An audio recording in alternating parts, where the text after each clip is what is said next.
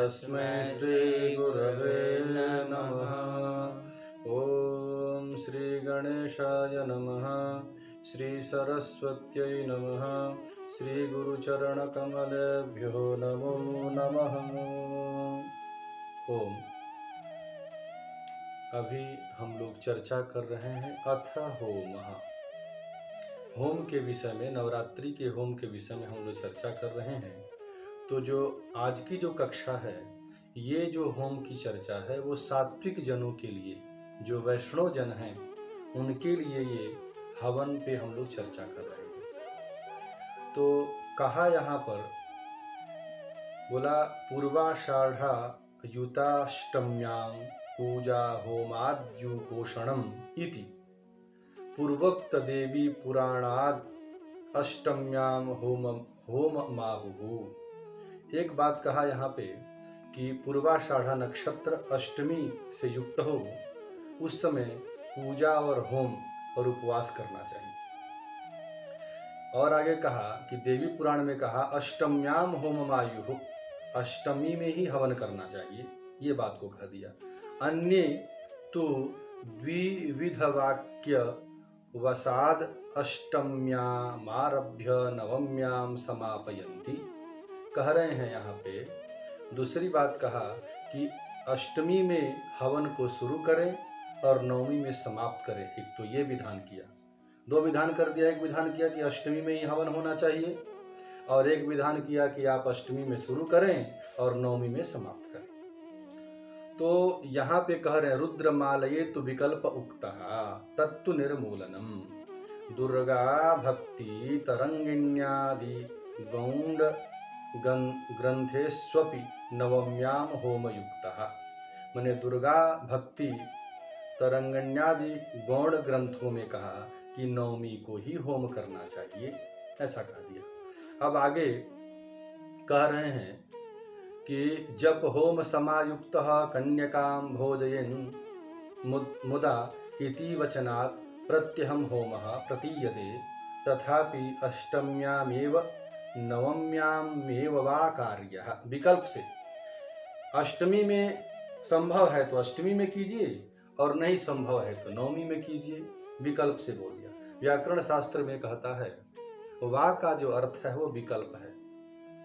तो विभाषा छंदसी अवा वा छंदसी, ऐसा सूत्र आता है व्याकरण शास्त्रों में। तो वा का यहाँ अर्थ है विकल्प। विकल्प से आप अष्टमी भी कर सकते हैं और नवमी में भी कर सकते हैं, कोई दोष नहीं।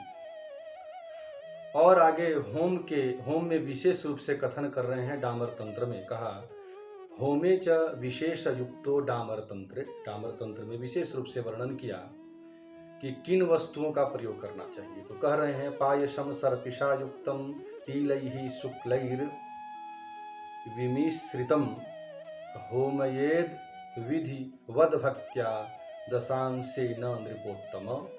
कह रहे हैं डामर तंत्र में कहा विशेष रूप से कि जो हे नृपोत्तम या यजमान, कह रहे घी और सफेद तिलों से मिश्रित पायस यानी खीर और विधिवत भक्ति से दशांश होम करना चाहिए नवरात्रि का।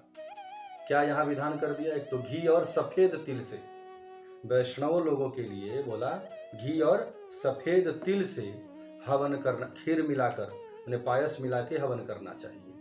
आगे कह रहे हैं कि रुद्राध्याये यथा होमो मंत्रे केन साध्यते तथा स्तोत्र जपे होमम श्लोके नैकेन साधयेत।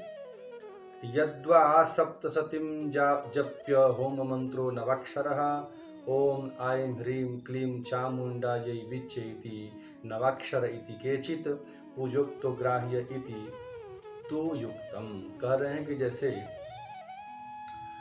एक एक मंत्र से रुद्राध्याय में बोधायन मंत्र में विभाग में द्वारा वहाँ पे होम का जो मत दिया है, वैसे ही स्तोत्र जप यानी सप्तशती स्तोत्र का एक एक श्लोक से होम करना चाहिए, अथवा सप्तशती जप पाठ में जो नवारण मंत्र है उससे भी आप होम कर सकते हैं। कहा कि आपने दुर्गा सप्तशती का 9 दिन पाठ किया और आप दुर्गा सप्तशती से मत करिए हवन, 108 बार या 1100 बार नवारण मंत्र से ही आप आहुति जला दीजिए, उससे भी वो हवन हो गया। एक तो विधान किया कि आप दुर्गा सप्तशती के एक एक श्लोक से करिए, एक विधान कर दिया कि नहीं आप जो है खाली नवारण मंत्र से कर दीजिए, ओम ऐं ह्रीं क्लीं चामुंडाय विच्चे स्वाहा, ऐसा मंत्र पढ़ के आप 1000 या 100 बार आप आहुति करा दें तो भी वो हवन हो गया नवरात्रि का। आगे रुद्रमालयेपि कह रहे हैं, रुद्रमालयेपि प्रधान द्रव्यम उद्दिष्टम पायसान्नम तिलास्तथा किम सुकैः सर सपैः फूगैर्लाजा दुर्वांकुरैरपि यवैर्वा श्रीफलैर्दिव्यैर्नानाविधफलैस्तथा रक्तचन्दनखण्डैश्च गुलैश्च मनोहरैः प्रतिश्लोकं च जुह्यात् सर्वद्रव्याणि च क्रमात् नवाक्षरेण वा हुत्वा नमो दिव्या इति कह रहे हैं। या तो कहा यहाँ पर रुद्रमालय ग्रंथ में कहा आप तो पायसन्न से यानी खीर से, तिल से, और बोला कि दुर्गा सप्तशती के स्तोत्र का एक एक मंत्र से आप करें हवन। और क्या मिलाएं उसमें, तो बोला पलाश का फूल, पीली सरसों, सुपारी, धान का लावा, दुर्बा का जो अग्रभाग है वो, और जव, श्रीफल यानी नारियल, सूखा नारियल मिलाएं उसमें, और नाना प्रकार के फल और लाल चंदन के मनोहर टुकड़े, छोटे छोटे लाल चंदन के टुकड़े और गुगल, ये सब जो है प्रत्येक श्लोक के द्वारा आप या तो प्रत्येक श्लोक से हवन करें दुर्गा सप्तशती के, या तो नवारण मंत्र से करें, या तो कह दिया उससे भी नहीं करना है तो कह दिया कि इस मंत्र से करें, श्लोक से, नमो दिव्यै महादिव्यै शिवायै सततं नमः नमः प्रकृत्यै भद्रायै नियताः प्राणताः स्मताम्, इस मंत्र के द्वारा भी आप हवन कर सकते हैं। फिर रहस्ये तु प्रतिश्लोकम तु जुह्यात् पायसम तिलसर्पिषा इति उक्तम, कहा कि रहस्य में कह दिया कि आप दुर्गा सप्तशती के एक एक श्लोक से आप आहुति करें, ऐसा भी विधान किया। 3 प्रकार का विधान कर दिया यहाँ। एक तो कहा कि आप नवारण मंत्र से कर दें हवन, दूसरा विधान किया कि ओम नमो दिव्यै महादिव्यै से कर दें, एक विधान कर दिया कि दुर्गा सप्तशती के एक एक श्लोकों से आप आहुति करें, 3 विधान किया।